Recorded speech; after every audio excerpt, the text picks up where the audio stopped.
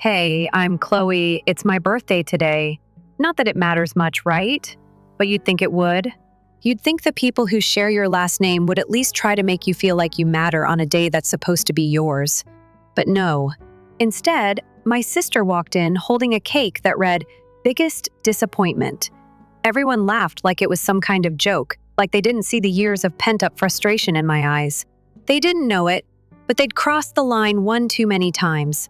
I smiled, not because it was funny, but because I'd gotten really good at smiling when things weren't funny. This dinner, this moment, it was my chance to prove that I wasn't just the quiet, easy target. This time, it was going to be different. I walked into the timber house, the private dining space I'd rented out. It was a cozy place, the kind my parents loved.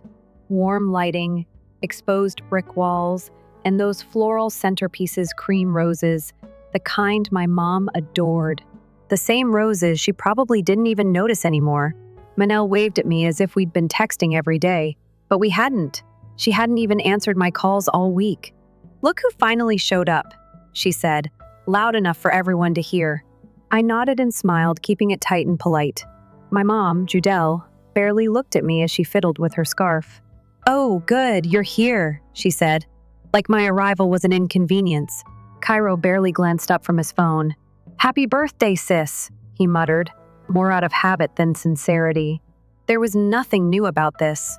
My family had a way of pretending everything was fine when it really wasn't.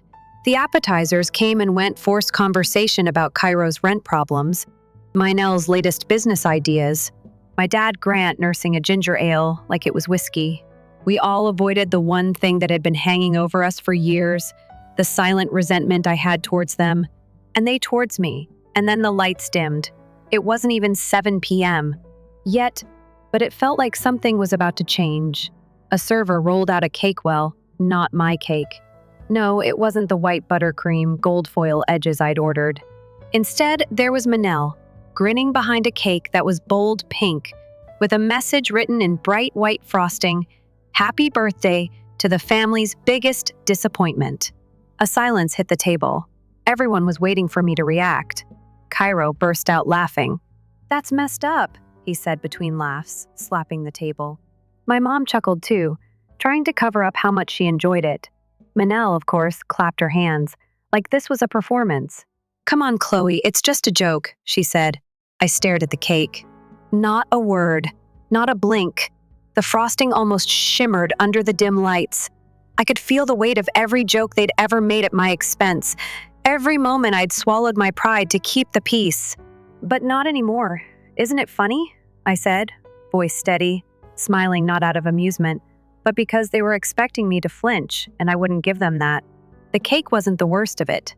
It was the years of undermining me, making me feel like the problem when they were the ones who had never bothered to see me. I excused myself under the pretense of a call. I needed a moment, even if it was just to clear my head. The air outside was cold, like the chill of realization settling in. I pulled out my phone and opened the Notes app. I wasn't crying, wasn't panicking. I was calculating, recording. Manel had called the restaurant to change the cake order. No surprise there. When I walked back inside, I plastered a smile back on, like nothing had happened. They all laughed, and I sat down with my drink, fingers cold against the glass. The rest of the dinner went on like nothing had changed, like this wasn't the moment everything would shift. But it was. They'd pushed too far, and now, I was done pretending I didn't know what they were doing. It wasn't just about a cake anymore. It was about everything they had done behind my back, everything I had quietly swallowed for far too long. They thought I was still the easy target. They didn't know what was coming. I could still hear their laughter as I walked back to the table, but it was distant, like I was underwater. The sound didn't reach me in the same way it used to. The soft clink of silverware against plates, the low murmurs of conversation, it all felt distant, foreign. There was a strange calm inside me, like I was finally awake after years of being half asleep, pretending I didn't see the way they used me, the way they'd laughed at my expense and called it family love. When I sat back down, Cairo looked up briefly, his eyes scanning my face like he was expecting me to react, to make some excuse for why I'd stepped away. But I didn't.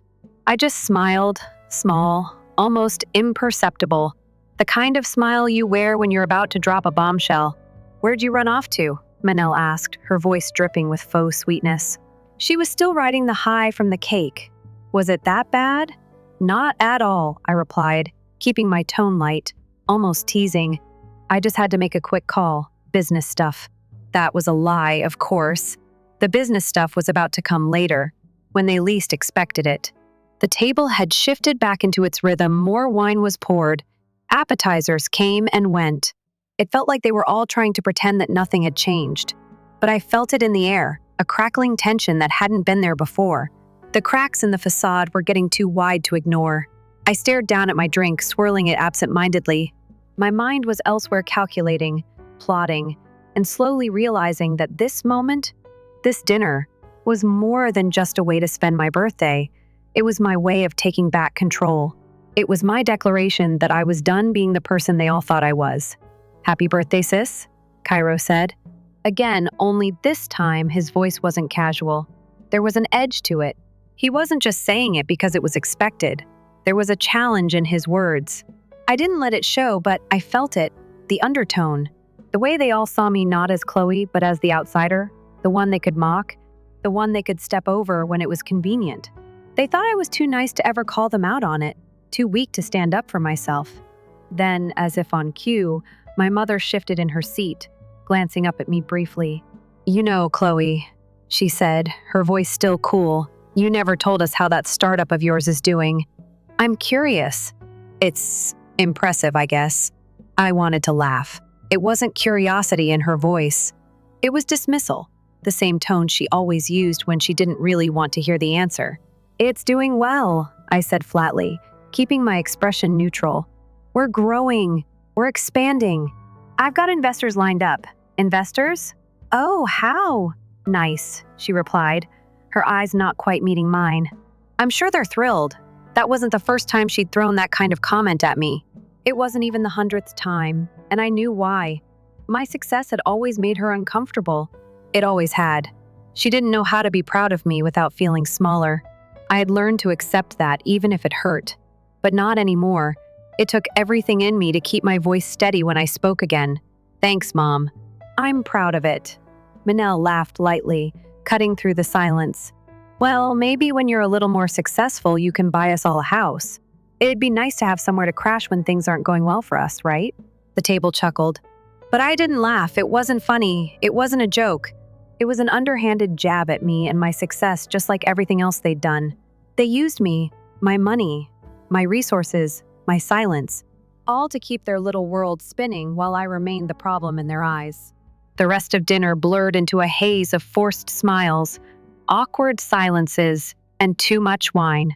I half listened to Cairo complain about his job, and Manel went on and on about some influencer she was trying to get a sponsorship deal with.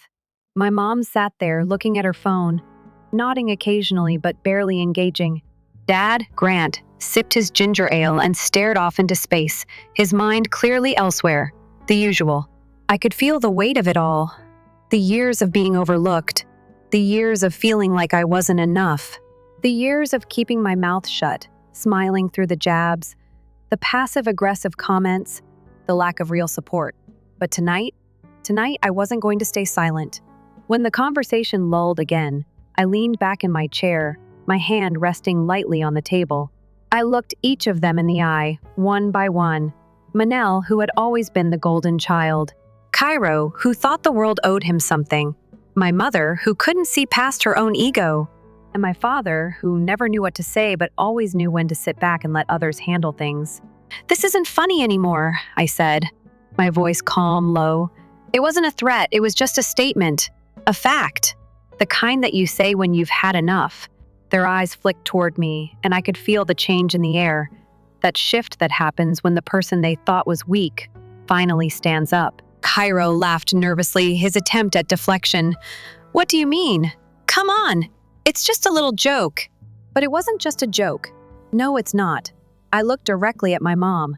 "You've been forwarding my business plans behind my back, pretending like you're helping me.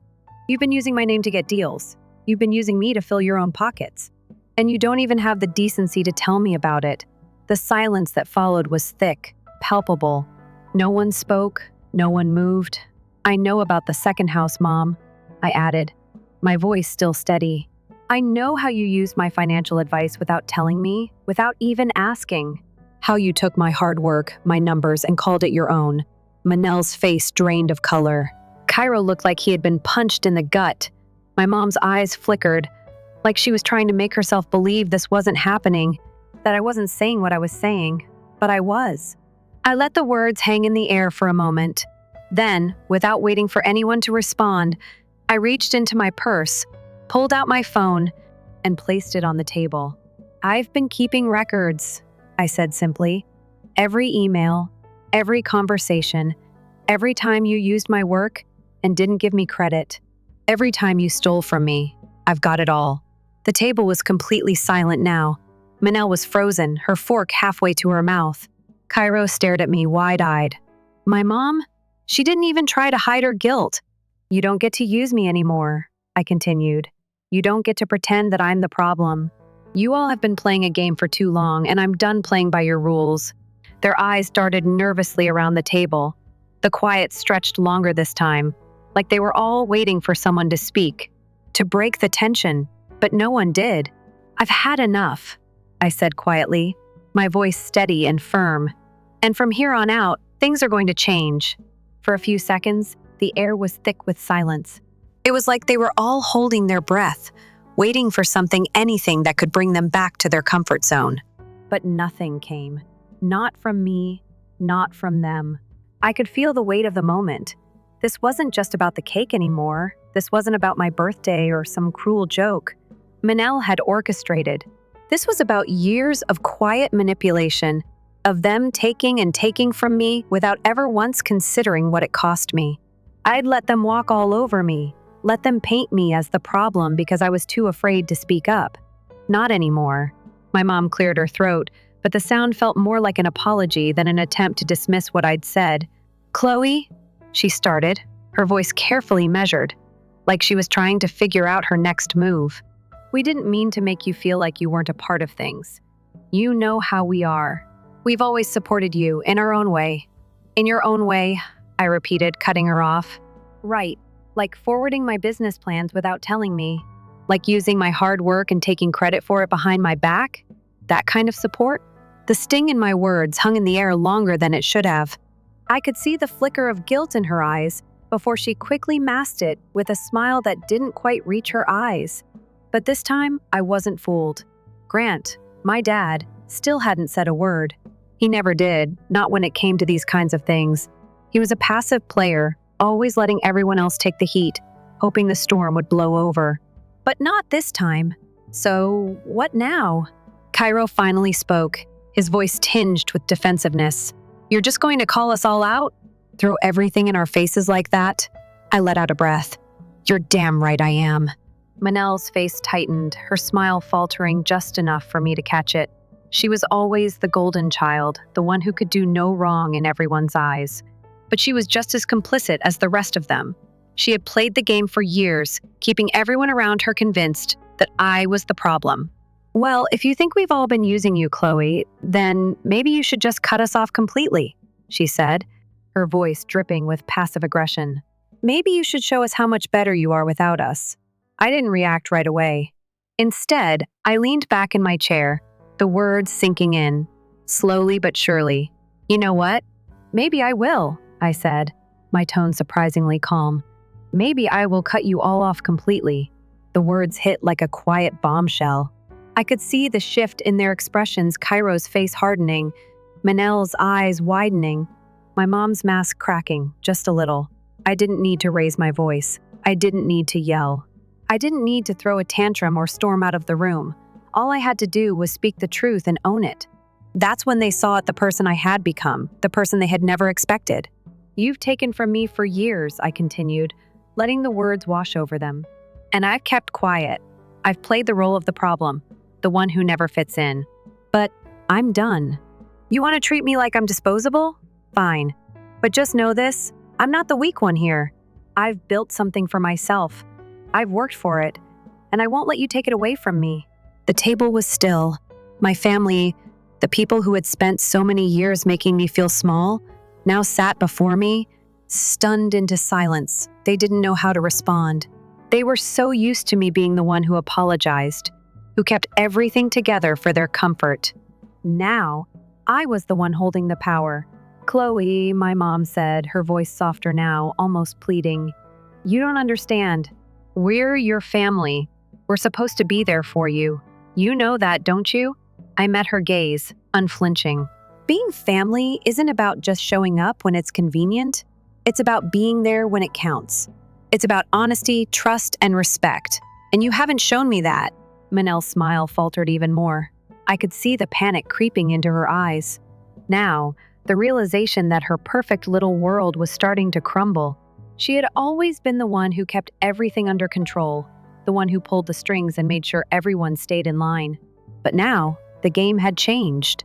"I know what you've done," I said, turning my attention to her. "The second house, the way you used my financial advice and my resources to buy it. You think I don't notice?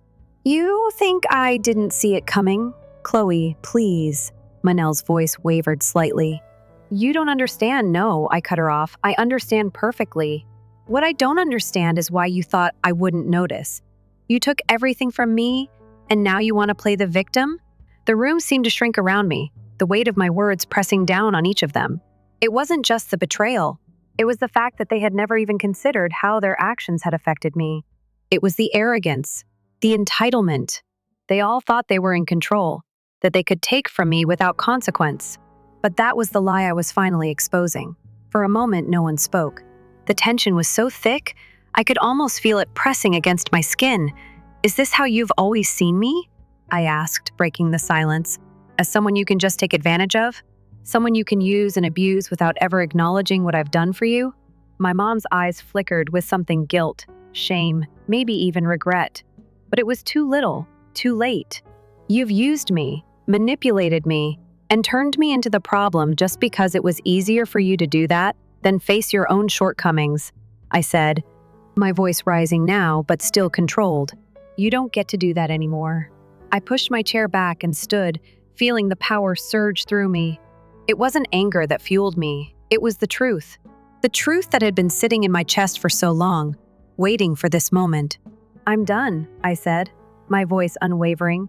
"You don't get to use me anymore. Not my business, not my money, and definitely not my silence." With that, I turned and walked out of the room, my head held high. No apologies. No fake goodbyes. I didn't need their approval anymore. I was done playing by their rules. The night air was colder than I remembered as I stepped outside. I wasn't sure where I was going, but I didn't care. I didn't need to stay there with them. Didn't need to listen to their excuses. I had finally spoken my truth, and now I was free in a way that felt like I was breathing for the first time in years.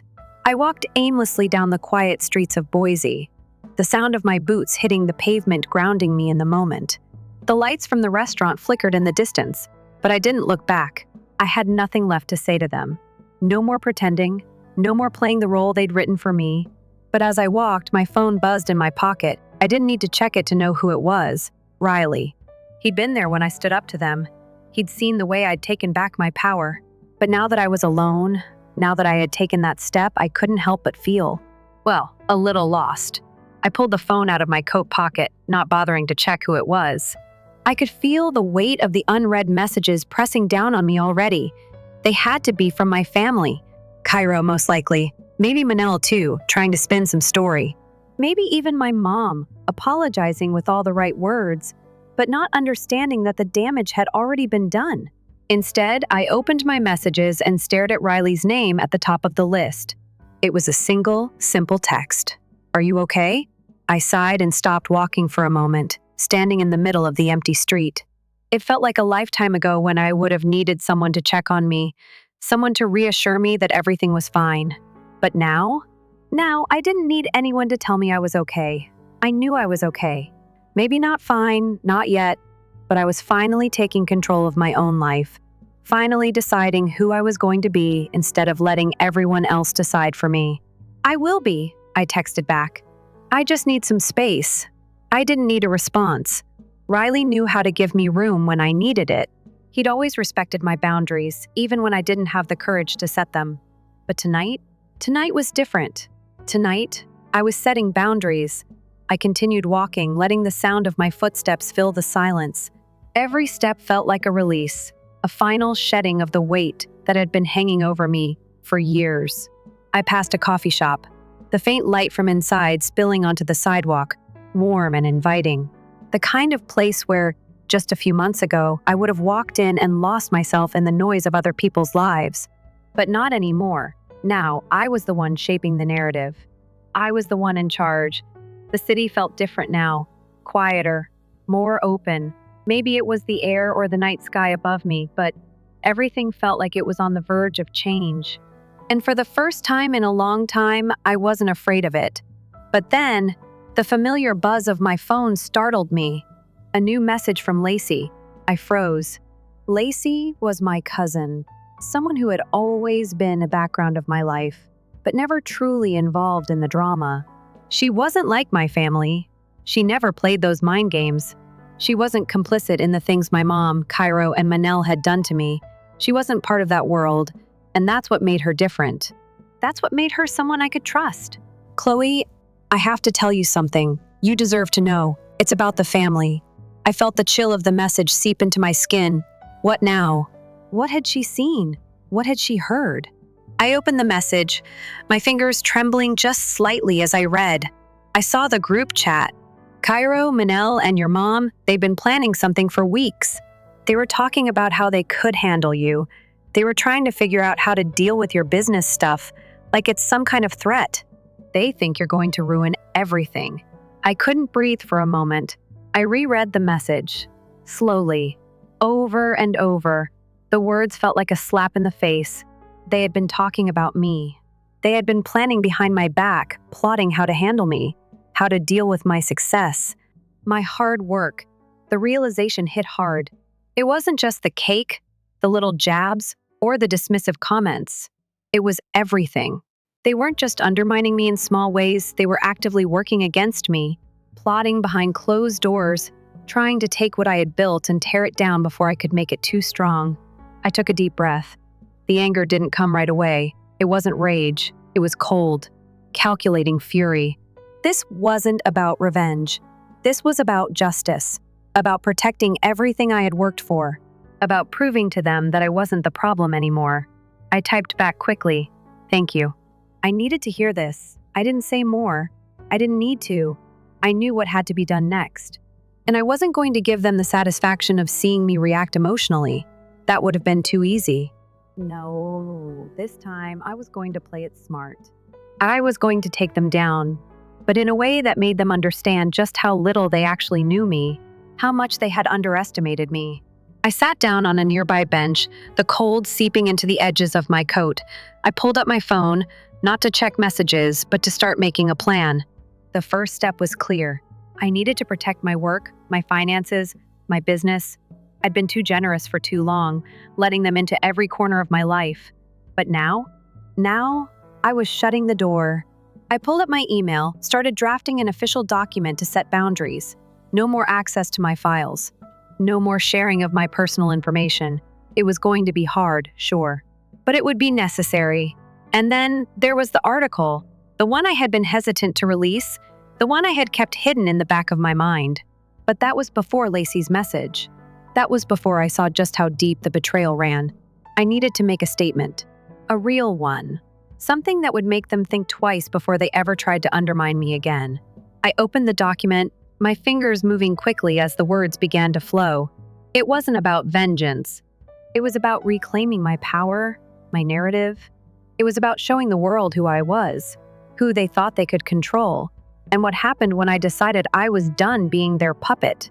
I hit send. The document was now out there, in the world. The stakes were higher now. The game had changed. And so had I. The night was quieter now, the city lights flickering like distant stars, indifferent to the storm brewing inside me.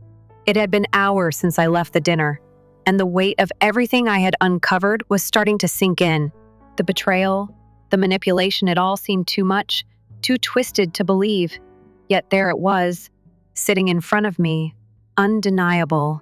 I had done what I could to block them out, to stop the constant tide of their expectations, their need for me to fit into whatever mold they had created. But now? Now I was building my own path, and it was mine alone. No more distractions. No more holding back. I glanced down at my phone again. No new messages. It was almost as if they were waiting for me to make the first move. But I wasn't going to give them that satisfaction. I didn't need to respond right away. Didn't need to justify anything. I had already done more than enough. But the message from Lacey, the one about the family group chat, kept replaying in my head. They think you're going to ruin everything. That was the part that hit the hardest. The fact that they thought I would fail, the fact that they believed all their manipulation and underhandedness would be enough to bring me down. It was insulting. It was also the fuel I needed. If they thought I was just a quiet problem to be dealt with, then they had another thing coming. They didn't know me anymore. I tapped my screen and opened up a new message. It wasn't to any of them. No, this was for me. A reminder of the person I was becoming. I'm done being your afterthought. It felt good to say it, even if it was just for myself. For the first time in a long while, I wasn't worried about what anyone thought of me. I wasn't hiding behind the mask of politeness and silence. I was standing in my truth, unapologetically. I put my phone down and stared out the window, watching the city pass by, the lives of strangers moving in a blur. I didn't have to be part of that blur anymore. I didn't have to stay on the sidelines. I had earned my place, and I wasn't going to let them or anyone take it from me. The thought of returning home crossed my mind, but I quickly dismissed it. The last thing I needed was to face them again, to listen to their empty apologies, or worse, hear them try to turn everything around and make me feel guilty for standing up for myself. No, not tonight. Instead, I decided to focus on what mattered: my work. I pulled my laptop onto the bed and opened up the project files I had been neglecting while playing nice with the family. The startup I had spent months building, the one they had tried to undermine without even realizing it, was my focus now. It wasn't just a business. It was a lifeline, a way to prove to myself that I was capable of more than they ever gave me credit for. I scrolled through the emails, checking on the progress with the team. Everything was moving forward, despite the distraction of my family's antics. I had investors lined up, new clients coming through, and opportunities on the horizon.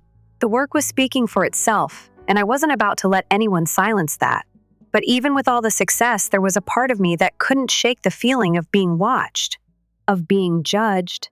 The weight of my family's expectations still hung over me, despite the clarity I had gained. They had always expected me to fail, to stumble, to stay in the role they had cast me in. Now that I was finally pushing back, I wasn't sure how they would react. They couldn't ignore me forever. But I had no intention of letting them back into my life, not like they used to be. The next morning, I woke up with a new sense of purpose.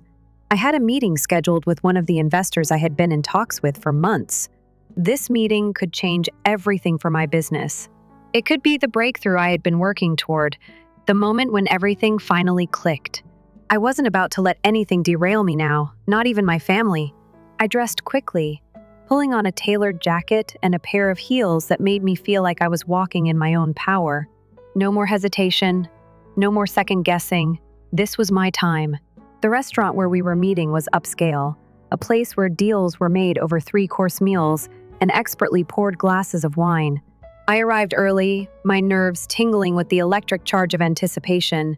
This wasn't just another meeting. This was my future, my hard work finally coming to fruition. I wasn't going to let anything or anyone stand in my way. I sat at the table, my phone off, focusing solely on the meeting ahead. The investor arrived a few minutes later, a well-dressed woman in her mid-40s, with an air of confidence that immediately put me at ease. She smiled as she sat down, and we exchanged pleasantries before diving straight into business. The conversation flowed smoothly. She asked insightful questions about my vision, my strategy, and how I planned to scale the company. Each answer I gave felt like a validation of everything I had been working for. Every sleepless night and every sacrifice. I wasn't just talking about my business. I was talking about the person I had become, the person they never thought I could be. At the end of the meeting, the investor smiled at me, nodding as if she had already made her decision. "I'm in," she said, extending her hand. "I think your vision is exactly what this industry needs. Let's make it happen." My heart raced, but I kept my composure. This was it. The validation I'd been waiting for. The moment where everything I had worked for, everything I had sacrificed, finally paid off. I shook her hand, a smile tugging at the corners of my mouth. "Thank you," I said simply. "I won't disappoint you." As I left the restaurant, the weight of the decision settled in. This was the beginning, not just of my business, but of the new life I was building for myself. A life where I called the shots, where I was the one in control. A life where no one, no matter how close they were, could tear me down. Later that evening, I sat in my hotel room, staring at the contract I had just signed. The deal was real. It was happening. I had secured my future, but I couldn't shake the feeling that this was just the beginning. The work wasn't over yet. There was still the matter of my family, of how they had used me and manipulated me for so long, but that was something I would handle in my own time. I didn't need them to be part of my success. They could stay on the outside, watching as I built something better, something that was mine. And for the first time in a long time, I felt free. Free from the chains they had placed on me.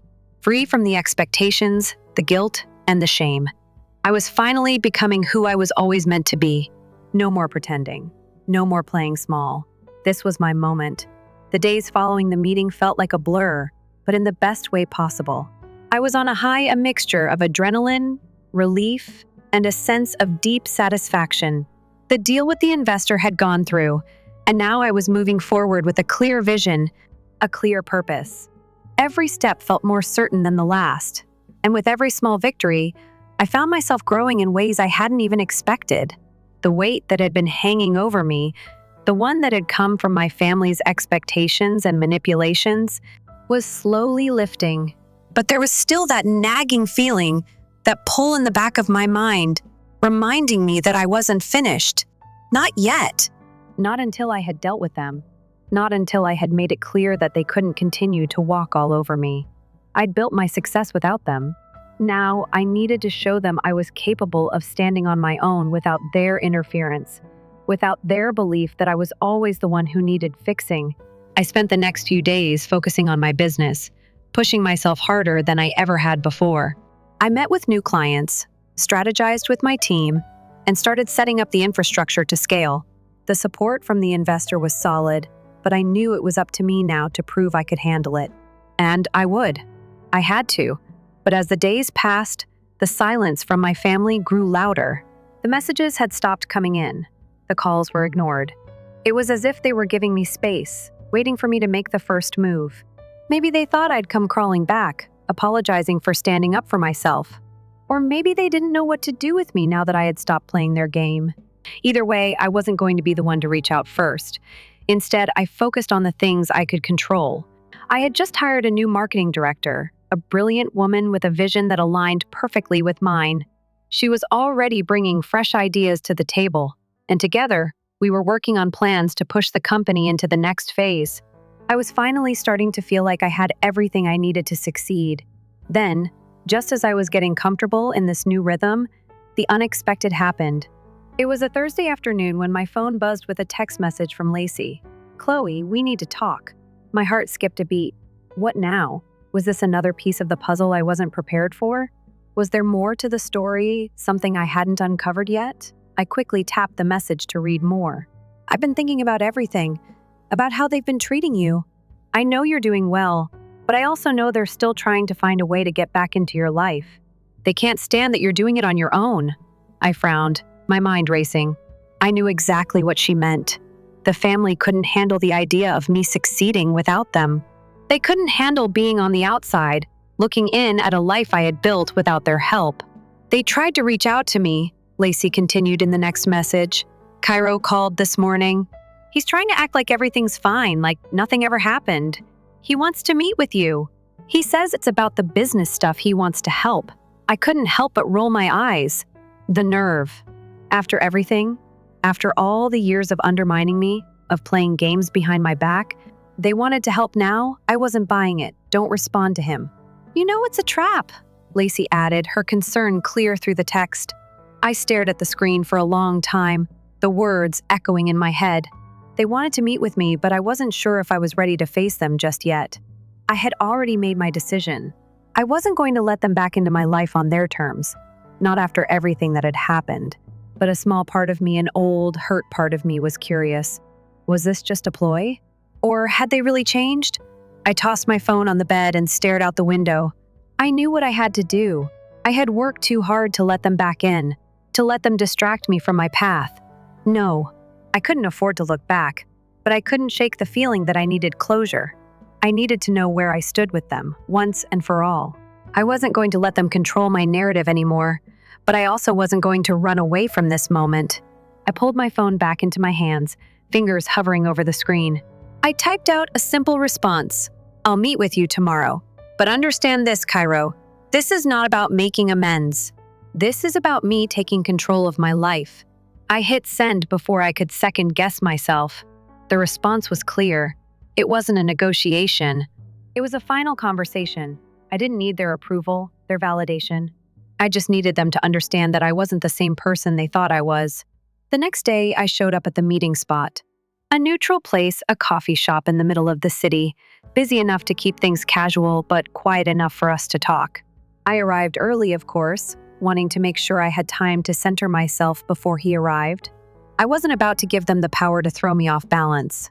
Not this time. Cairo walked in a few minutes later, looking almost casual, like nothing had changed between us. He smiled, but there was a tightness to it, something forced. It wasn't the warm, brotherly smile I remembered from our childhood. It was businesslike, calculated. "Chloe," he said, sitting across from me. "Good to see you." I nodded, my gaze steady. "Let's get to it." He blinked, clearly thrown off by my directness. "You know, I'm just here to talk. I want to help with your business stuff. You've got something big going on, and I think we could work together. I'm on your side, really." I almost laughed. "You want to work with me now?" I said, leaning forward slightly. "After everything?" His expression faltered for a split second, then he recovered, smoothing out his face. "I know things got complicated, but I'm trying, Chloe. I'm trying to make it right. You're my sister." I looked at him, really looked at him. The man who had used me, dismissed me, and now, after all this time, was trying to act like nothing had happened. I could see the desperation in his eyes. He didn't want to lose control. He didn't want to be on the outside looking in. "I don't need your help," I said quietly. "And I'm not here to relive the past. I'm here to tell you that I'm not your backup plan anymore. I'm not your safety net." He didn't say anything at first, just stared at me, like he was searching for something. But there was nothing left to find. "This is where it ends," I said, my voice calm but firm. "I'm not going to keep being the person you use when it suits you. I've built something real, something that belongs to me, and you're not going to take that from me." The silence between us was thick, uncomfortable, but I didn't flinch. I didn't back down. This was my moment. Finally, Cairo nodded, a slight resignation in his gaze. "I get it," he said quietly. "I'll stay out of your way." And with that, it was over. Story 2, hello. My name is Marceline. Most people are concerned about what their relatives will say at their funeral, you know. But me, while I was still alive, I witnessed my own mother read my obituary. They staged a religious service, pronounced me dead, and deleted all of my memories and photos. I wasn't even invited either. They rewrote the tale as if I had never been born, sold my belongings, and seized my fortune. What's the worst? They believed I would never return. However, I did. My phone buzzed on a typical Thursday evening. In my small flat on the south side of St. Louis, I was halfway through folding clothes. The TV hummed softly with the local news. I nearly disregarded the alert. It came via Facebook Messenger, which, let's face it, not many people use these days. Then I noticed Shayla Boone's name. It had been more than 10 years since I had heard that name. The girl who once sneaked me into late-night bonfire parties under the soccer pitch is a buddy from high school. I kept my thumb over the message. Curiosity prevailed. She didn't say much. "Is this you, please?" I assumed you were dead. I thought she had confused me with someone else, so I blinked at the screen. However, I noticed the screenshot after scrolling down. In remembrance of Marceline Cross, our cherished daughter, sister, and friend from 1992 to 2013, she had included a Facebook post with a black and white picture of myself at the age of 16 underneath it in large lettering. I felt sick to my stomach. I gazed at the post as though it were a terrible joke, an error. Someone is having fun. However, I felt colder the more I gazed. There was a remark beneath the picture. Every day we miss her. She departed from us too soon. My sister Celine Cross uploaded it. No, this isn't possible. I sent Shayla a note back. What on earth is this? I'm still here.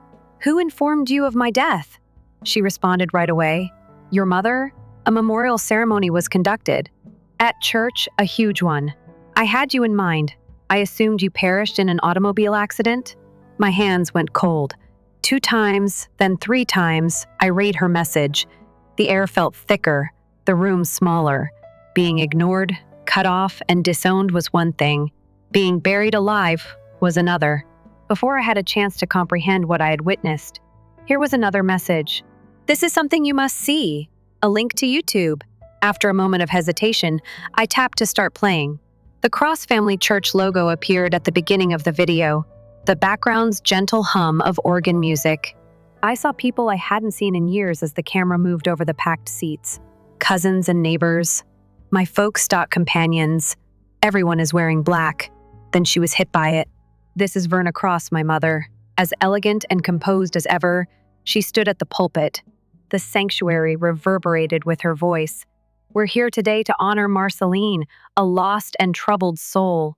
Now, she's gone. However, we hope she's at last at peace. I was having trouble breathing. They didn't just stop talking to me. They said I was dead.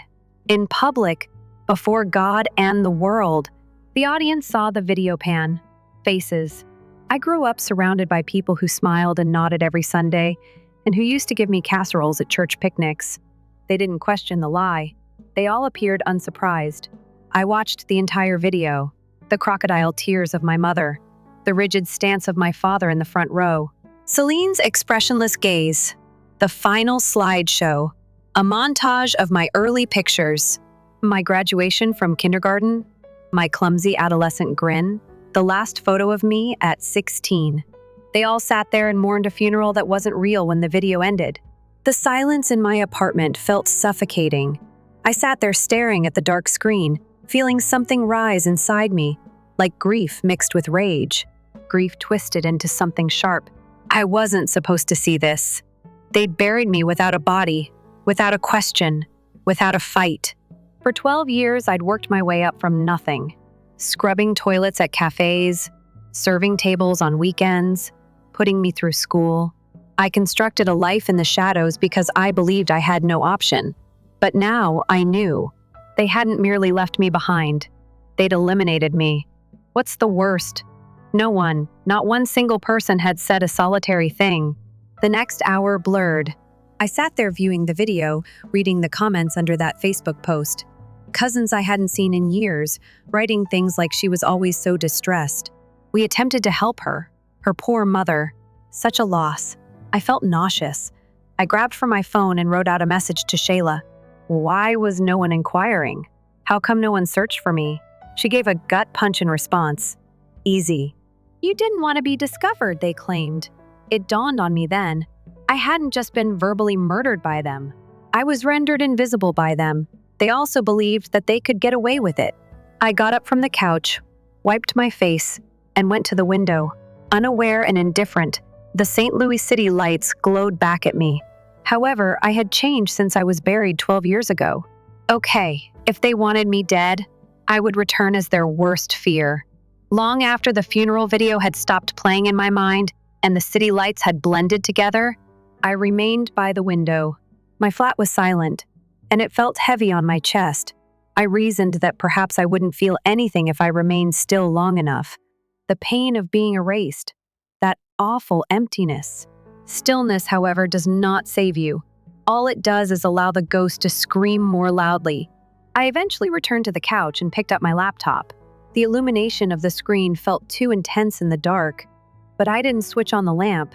I didn't want gentle light tonight. I wanted the harsh, frigid kind that revealed everything. My fingers moved on autopilot. I opened to the confidential folder I'd kept hidden all these years. Tucked away images, old emails, shreds of memories I couldn't quite remove, even when I wanted to. there I was, beaming at my college dorm moving day. Another glitter-covered photo of Shayla and I at a Halloween party that I hadn't seen in years. At the age of 19, I was sitting unkempt on the porch steps of the house I used to call home, my hair tied up. That residence. The end of it all. Leaning back and letting myself sink into the memory, I shut down my laptop. My 20th birthday was that night, 2012 spring. I had thought that perhaps, just possibly, they had saved me a piece of cake when I arrived home late. Perhaps my father would smile at me, or one of Celine's half-huggles. Foolish hope. Rather, my mother was waiting for me in the living room when I entered, lips pressed together, arms folded. She even forbade me from speaking. "You've made up your mind, Marceline," she said icily. "You are no longer one of us either."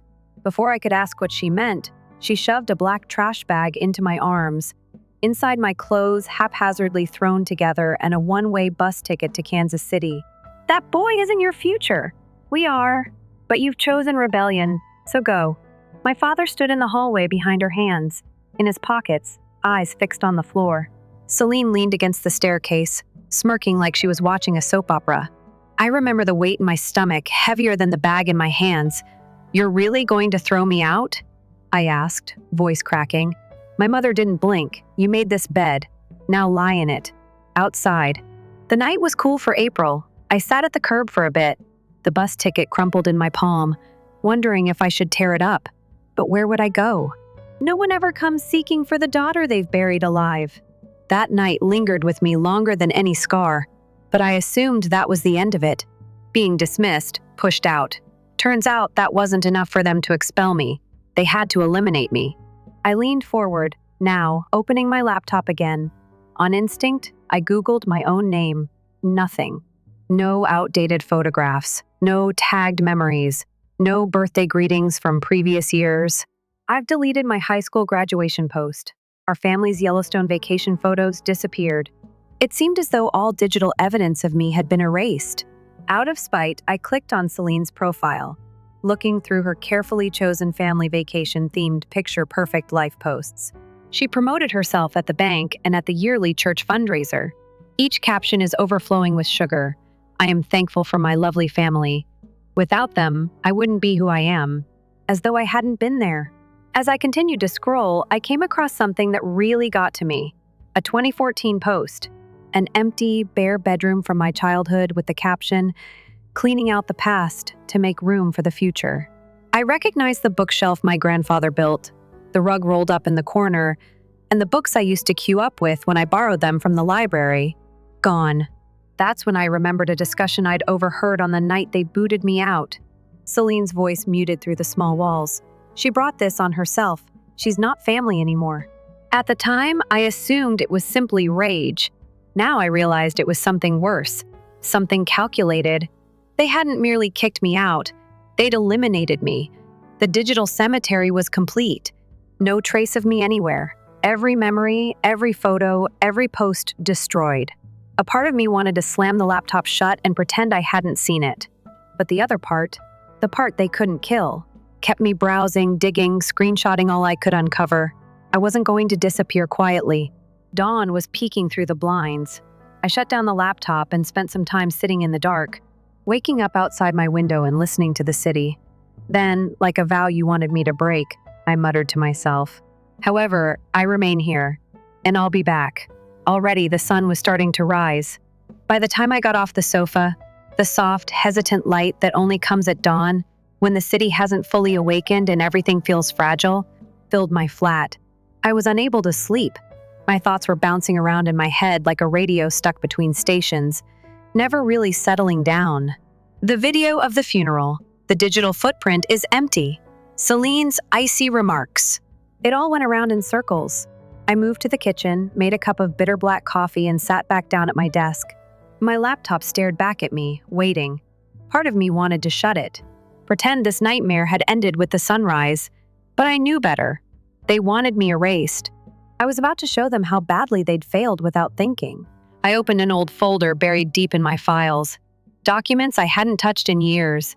Bills, contracts, loan applications, rejection letters. A trail of my life back when I was building it from scratch. That's when I saw it. A loan application from 2018 denied. The reason stared back at me like a slap in the face. Applicant listed as deceased. I felt sick to my stomach. This wasn't a mistake.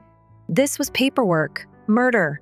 I scrolled back through other letters, emails, old tax documents. 3 times over the years, I'd been flagged as deceased in records. It had made no sense back then. I presumed clerical error, brushed it off since I was too busy surviving to examine it. But now, knowing what I knew, it wasn't a bug. It was intended. I grabbed my coat without thinking, left the coffee half-finished on the table. The early morning coolness of St. Louis smacked my face as I went outside. The streets were still peaceful, municipal buses only starting their rounds. By the time I reached City Hall, the building had barely just opened. A clerk at the records desk welcomed me with a bored grin, asking how she might assist. "I need a copy of a death certificate," I said. She raised an eyebrow. "A family member." I gulped. "Mine?" The cashier blinked but didn't ask questions. She typed my name into the system, fingers clicking swiftly against the keyboard. After a minute, she scowled and looked up at me. "Here, it states that you died in 2013. The floor felt like it was cracking under me. Without hesitation, she slid the document over the counter after printing it. It was there. My name and the day I was born. My alleged dying date. It was signed and submitted by my mother, Verna Cross. The reason for the death. Vehicle accident. The falsehood. Nice. The city seal was imprinted by an official. The paper burned on my fingertips as I carried a copy of my own death certificate out of City Hall. The second punch didn't come until I got to the pavement. The inheritance. My grandmother had left me something back when she passed away. A modest trust fund. Not much, but enough to begin anew. The lawyer informed me that there was no record of me when I attempted to claim it at the age of 21. That Vernon Celine had gotten everything. At the time, I hadn't given it much thought. My grandmother changed her will, I thought, or perhaps I was written out by my mother. Now, however, I marched directly to the legal office. It had been more than 10 years since I had entered. The receptionist's weary look, the hard chairs and the gray walls are all the same. When I introduced myself and asked to review my grandmother's case, something changed behind Mr. Aldridge's eyes, who at first hardly remembered me. He adjusted his spectacles and said, "You know, I always thought it was odd. You were supposed to be listed, but your mother provided proof of your death when the estate was processed." He pulled up the old files. There it was again. My death certificate used to legally remove me from the will. They hadn't just declared me dead. They'd stolen everything I was supposed to inherit, all because to them, I was better off, erased. I left the law office with copies of the documents tucked under my arm, my mind moving faster than my feet as I walked back to my apartment. By the time I stepped inside, the city was fully awake, the morning sun glaring through my blinds like it wanted to expose everything I'd uncovered. I laid the documents on my dining table, my death certificate, the loan rejection, the inheritance file evidence, proof of what they'd done. They'd killed me on paper, but I was still here, and I was done letting them write the story. I pulled out my phone, opened the airline app, and booked a one-way ticket back to St. Louis. It was time to face the family who buried me alive. Shortly before noon, the aircraft landed at St. Louis. As though even the ground was hesitant to accept my return, the wheels were shaking violently on the runway. I concealed my sunglasses and kept my head down as I made my way through the airport terminal, the storm building behind my eyes. Even though it had been more than 10 years since I had visited this city, nothing changed and everything seemed to be the same. I rented a car at the curbside, the clerk barely glancing at me when I handed over my ID. I drove through the streets I once knew, like the back of my hand, the skyline of the city looming in the distance, sharp against the clear blue sky. It wasn't until I turned onto Kingsbury Avenue that my hand started trembling on the wheel. There it was, the old church, the place where they'd held my funeral. The Cross family church hadn't changed. Same red brick exterior, same white steeple scraping the sky. For a moment, I slowed the car, staring at the front steps where I used to sit after Sunday school, waiting for my father to finish small talk with the congregation. Now those steps were stained with a memory I couldn't scrub clean. I didn't stop.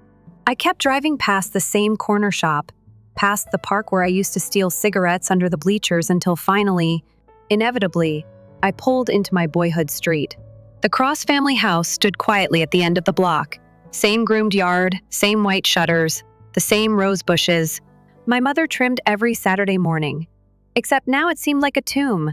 I slowed but didn't park just enough to allow my sight linger on the front door, the one I used to pass through every day without thinking how soon it might close behind me forever. As I drove past, memories forced their way to the surface, like uninvited intruders. It was late at night, the night Verna kicked me out. I'd been standing in the living room clutching that stupid black garbage bag. My father across from me, Harlan Cross, the man who used to tuck me up with bedtime stories about strong princesses who fought monsters. He was unable to look me in the eye that evening. My mother's voice was loud and biting as she yelled at Harlan, "Talk to your daughter." He didn't.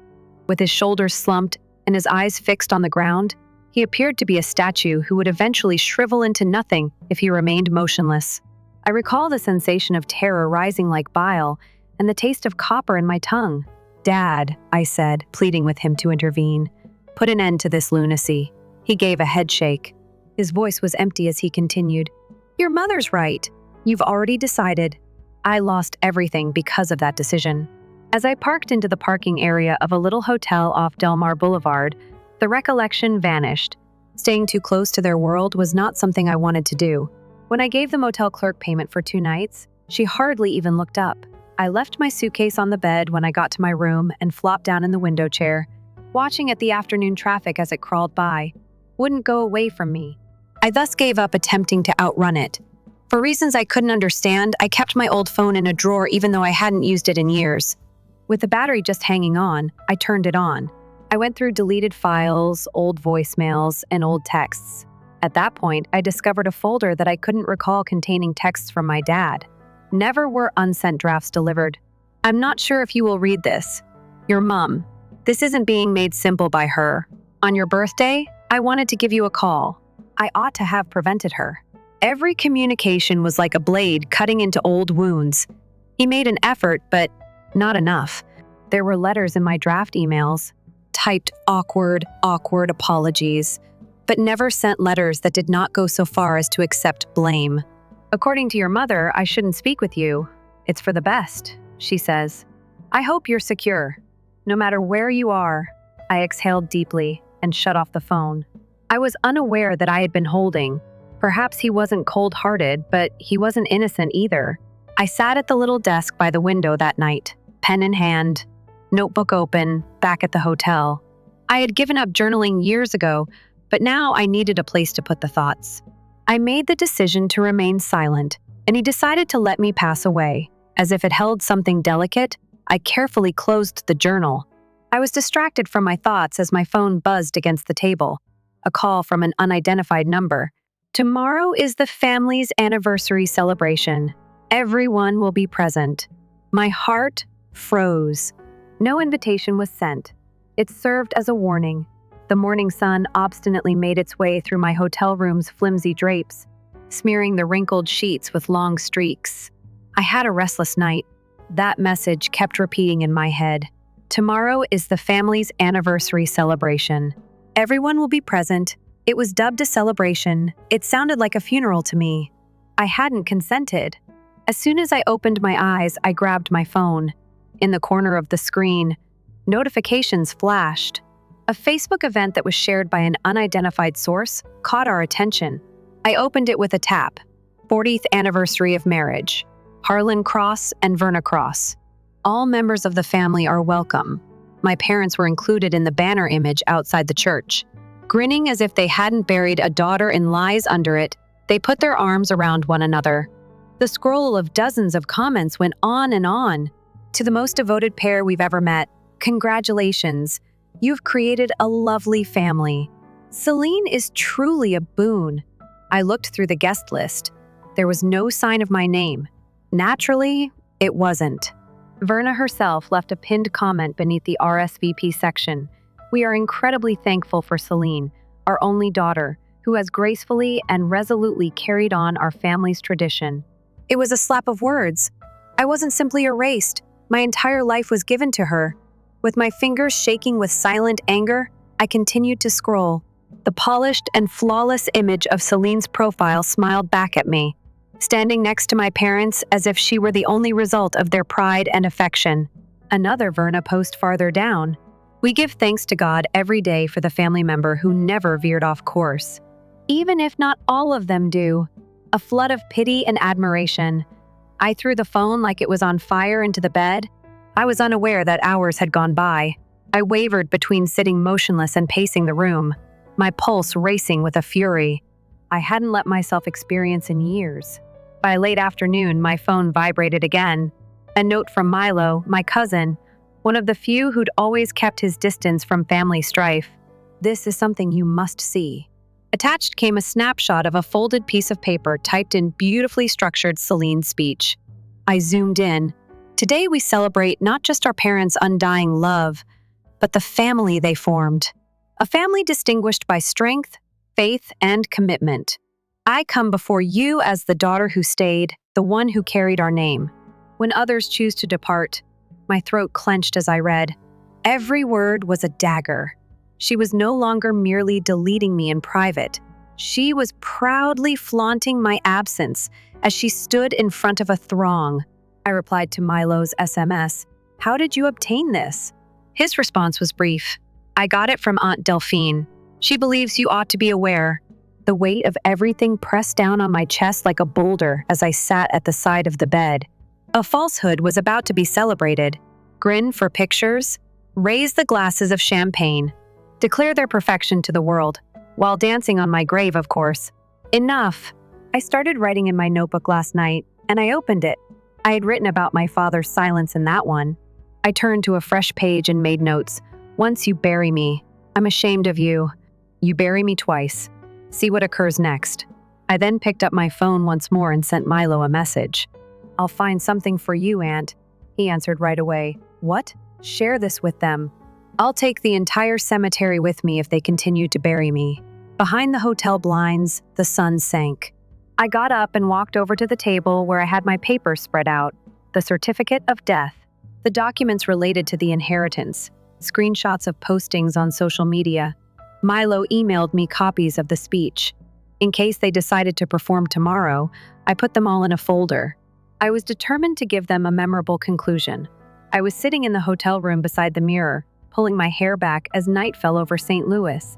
Instead of looking at the girl they had labeled unstable and rebellious, I gazed at my mirror, not the spirit they pronounced dead.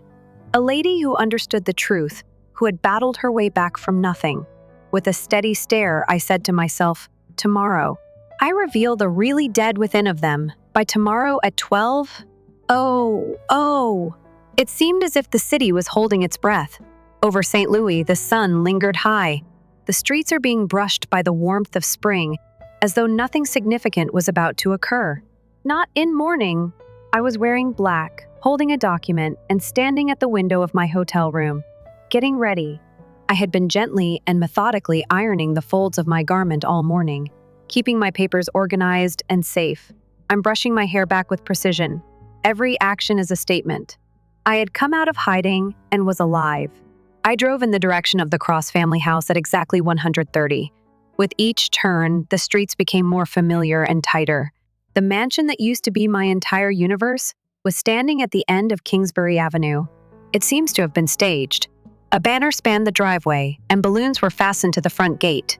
40 years of love, Harlan Cross and Verna Cross. The curb was lined with cars. Laughing in their Sunday best, people wandered about on the front lawn with champagne flutes. I could hear happy, bright music evaporating from inside. The murmur of courteous conversation blended with the aroma of freshly cut flowers and catered cuisine. An ideal lie, an ideal party. After parking 2 homes away, I headed towards the front door with my folder securely tucked under my arm. At first, hardly one took notice of me. They were too preoccupied in grinning and congratulating themselves. I paused at the gate and observed them. Like a queen at court, Verna effortlessly moved from one visitor to another. With a silver necklace that hung just right above her collarbone, she looked flawless in her navy blue dress. Drink in hand, Harlan hovered in the corner, shoulders bent like a guy attempting to blend in, and Celine was in the spotlight, grinning, looking stunning in a light yellow dress. They had rewritten the tale without me, removing the family from it. For another time, I stood silently, taking in the spectacle. After that, I opened the gate and entered. At first, nobody noticed. The giggling continued. However, people started turning as I approached the front steps, and the room came into focus when Verna raised her glass. I appreciate everyone's presence. Her voice was as smooth as honey as she started. Being married for 40 years is no small feat. We also celebrate more than just love today. We honor family. She looked at Celine, who gave her a knowing, sweet smile. Along the way, some of us lost people, those who got lost. She took a moment to process what she had said. We thank the daughter who never strayed, and we honor them as well. Following a wave of courteous nods, Verna pulled a piece of paper out of her dress pocket as though it had been practiced. It was the same obituary she had read at my funeral 10 years prior, and I knew right away. In honor of Marceline Cross, our cherished daughter, never forgotten but lost too soon. Her voice broke at the proper spots. Eyes shimmered with artificial sadness. The performance was great until I went through the front door. The sound of the latch clicking resonated louder than her voice. Aunt Ruth spilt her champagne glass. It broke upon the floor. A quiet ran across the crowd like an electric current. Verna froze mid-sentence, the obituary dropping slightly in her palms. Celine grin faded, her eyes fixing into me. I took one step forward, then another, the folder clenched hard in my grasp. Sorry to interrupt, I said quietly, my voice carrying across the room. I wasn't sure if I needed an invitation to my own funeral. The stillness was terrible. Everyone looked at Verna, then back at me. Confusion showed on some faces, terror on others. Furnace opened his mouth, but remained silent. Slowly but steadily, I moved forward until I was standing in the middle of the room. You said I was dead. With a calm voice, I said, you conducted a service. At a church full of people who nodded, clapped, and prayed, you read my obituary. I stopped to let the weight to sink in. The issue, though, is that I kept opening the folder. One by one, you cannot bury someone who is still alive. On the cake table, I placed the paperwork. First, the death certificate, which Vernon personally signed and stamped. The inheritance file then revealed how I had been deleted in order to divert funds to other sources. The rejection letters then noted the applicant as deceased. Lastly, social media published screenshots, the obituary. The falsehoods that had been told repeatedly. You informed everyone that I had left. I turned to them all and stated that, however, I've been working, living, and creating a life. When you were lamenting an imaginary body, the room didn't move. Nobody made a move. Her glass shuddered beneath Furnace's fingers. Celine stood erect, her jaw clenched, her eyes darting to the papers as though she could make them vanish. The stillness was then broken by a voice coming from the rear of the room. You are no longer alone. As I turned, Aunt Delphine was standing close to the corridor, staring at me from the side. Milo moved forward to a crack and started to divide the space in an imperceptible manner. A few faces turned doubtfully towards Verna. Others turned their heads in embarrassment. The spirits were not remaining in their graves. The family was on the verge of disintegrating. Aunt Delphine's words were followed by a brief period of silence. Gasps rippled through the crowd, and too many whispers caused it to shatter like thin glass. I sensed that the room was changing, with eyes flitting between Verna and me and mouths gaping in shock. Someone whispered close to the cake table, "Is that her?" A lower, more tentative voice. She should be deceased. Like a wave about to crash, the murmur grew louder or rolled across the room. Verina's lips became a thin line that nearly vanished as she gripped her champagne glass tighter. I was still staring at Celine. She appeared to have ingested glass, rigid, sharp, ready to cut. Aunt Delphine stepped forward, her heels clicking against the polished floor, the sound slashing through the stress. I've stayed quiet long enough, she said, voice steady but strained. It's true. Marceline is alive. She's been alive all these years, and we've all been part of the deception. A wave of activity in the rear of the room, some visitors shaking their heads, others exchanging panicked glances. Vernon's gaze flashed toward Delphine. Sit down, she hissed. Sharp enough to slash skin, yet Delphine didn't flinch. I won't next to her. Milo straightened, his gaze riveted on Celine. You did this? He said, voice louder now. They erased her with your aid. While they buried your own sister and said it was righteousness, you just sat back. Celine's mouth tightened. I'm sure you have no idea what you're talking about, Milo fired back. The night they cleared up her room, I was present. You pretended that she didn't exist. Once more, there was a discernible division among the crowd. A few relatives repositioned themselves near Delphine and Milo. Others, like soldiers preparing for combat, gathered closer to Verna and Celine. Like a second skin, Verna regained her composure. Her voice cut through the din as she lifted her chin. Do you wish to discuss family? She lost her temper. Blood is not betrayed by family. Family does not scuttle back and ruin what remains after abandoning all we stood for. I didn't blink as I looked into her eyes. It was destroyed by you. You concluded that I was simpler to bury than to adore on that day. The room exploded, with people shouting in corners and voices overlapping. A few are already on their way out the door. Real-time unraveling of years of courteous smiles and Sunday prayers. Burning, Celine took a step forward. Your sole purpose is to destroy everything. Marceline, you were always the issue. My fingers tightened around the folder in my hand. No, Celine. The problem is that you believed your lies so long you thought no one would ever question them. I glanced at the crowd, some avoiding my gaze, others nodding quietly. You erased me, I continued, voice cutting sharply through the cacophony. But I rebuilt myself without you, without any of this. I set the folder down on the table next to the half-eaten anniversary cake. I didn't come here for your approval. I came here to bury your lies. A few family members gave a tentative but sincere clap. Others muttered under their breath and shook their heads. The face of the furnace was still carved out of stone. Celine's eyes glistened with anger rather than tears. Then Verna leaned over to Celine and spoke in a barely audible but slicing voice. If she want conflict, Verna muttered. She continued to stare at me. We'll give one to her. And that's it. I was aware that the actual conflict had not yet begun. It was too quiet the following morning. My hands were warmed by a cracked coffee mug as I sat at Aunt Dolphin's kitchen table. Tension was in the air. The soft light of a cloudy St. Louis morning came in through the partially drawn curtains. The birds were chirping as if nothing had happened the previous night. At the stove, Delphine stirred muesli that she most likely didn't intend to eat. Sitting opposite me, Milo was looking through his phone but wasn't actually reading. At first, none of us said anything. Not much more could be said. The silence was finally broken by Delphine. They will not allow it to end in this manner. I gave a nod. Yeah. Milo looked up. You ready? I took a deep breath. More than ready. The phone on the counter buzzed. Delphine checked it and turned the screen toward me. A message from one of our cousins. Family meeting today, 3 p.m. AT, the house. Mom says everyone's expected a meeting. Of course they'd call a meeting. You can't sweep a funeral crasher under the rug without a proper counsel. I set my coffee mug down. Let's give them the funeral they deserve. The hours leading up to it crawled by, but somehow, by the time I stood again in front of the Cross family home that afternoon, it felt like I'd blinked and arrived. No balloons this time, no champagne, just a driveway full of parked cars and heavy silence hanging over the lawn. Inside, the living room was packed.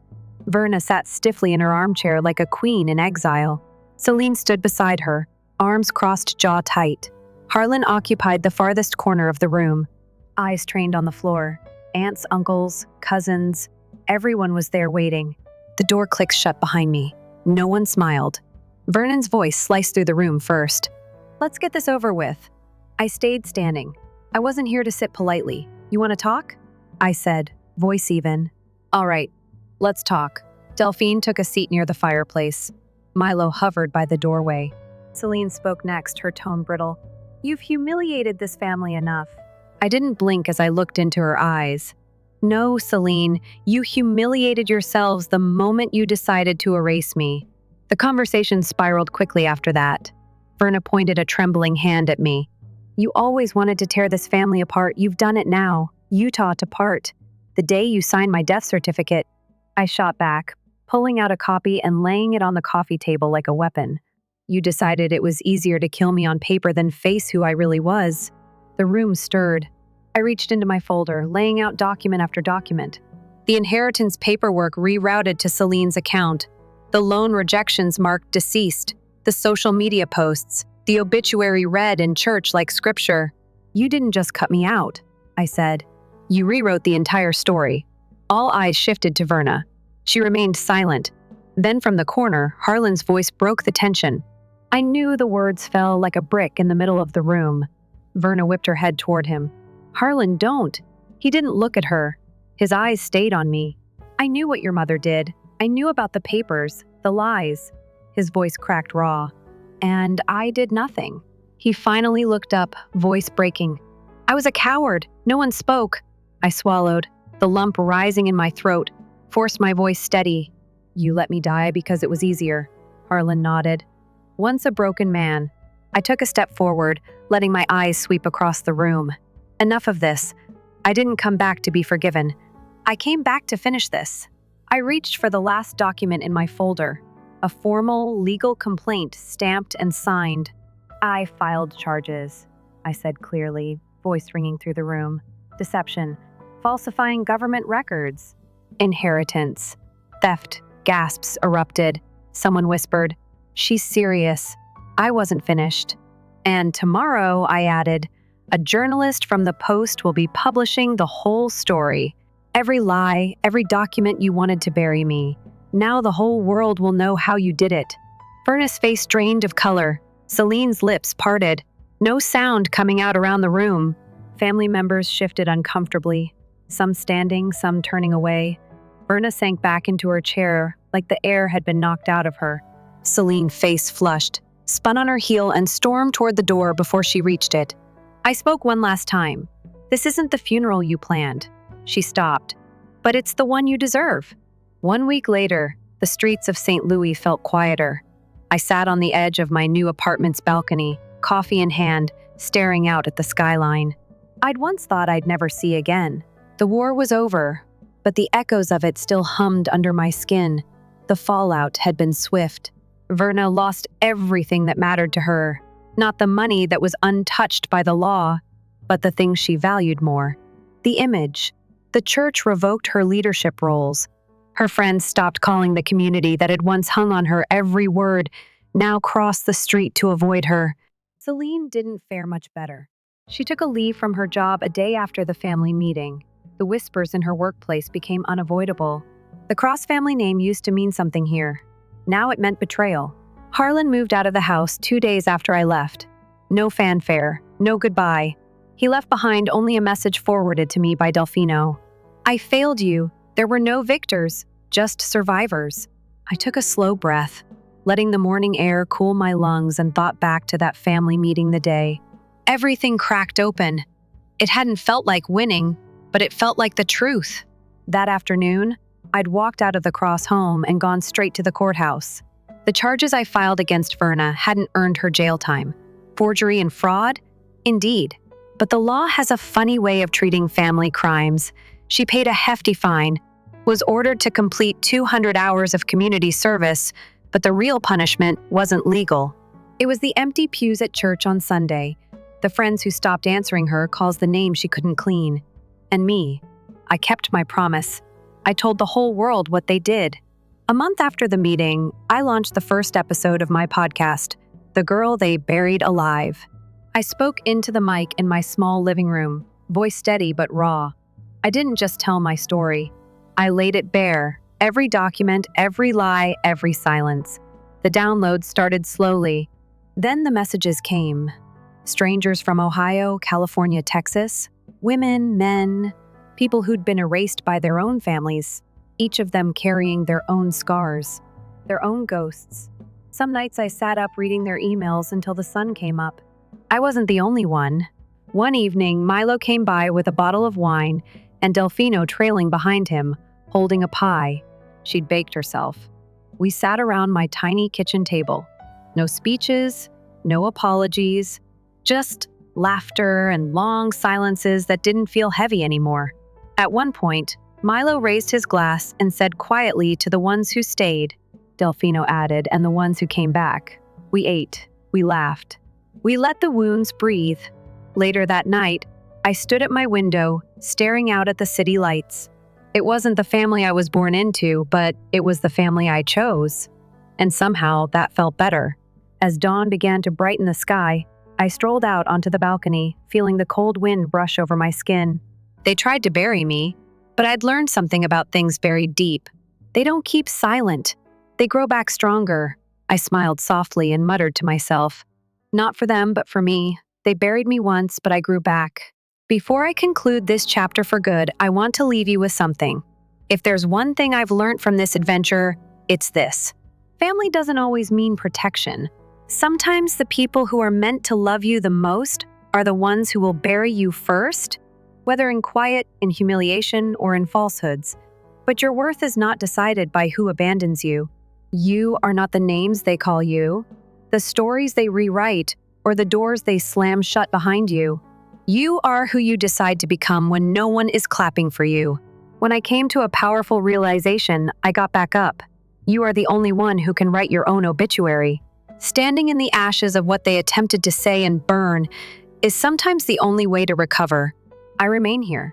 So allow me to ask you, have you ever had the impression that you were being erased? Did someone ever tell you that you wouldn't make it?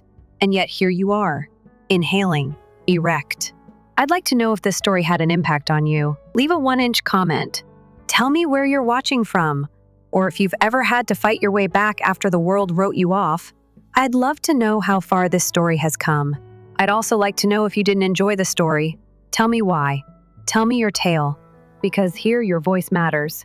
And if you want more genuine, raw, memorable stories like these, don't forget to press that subscribe button and switch on alerts. You won't want to miss what's coming next.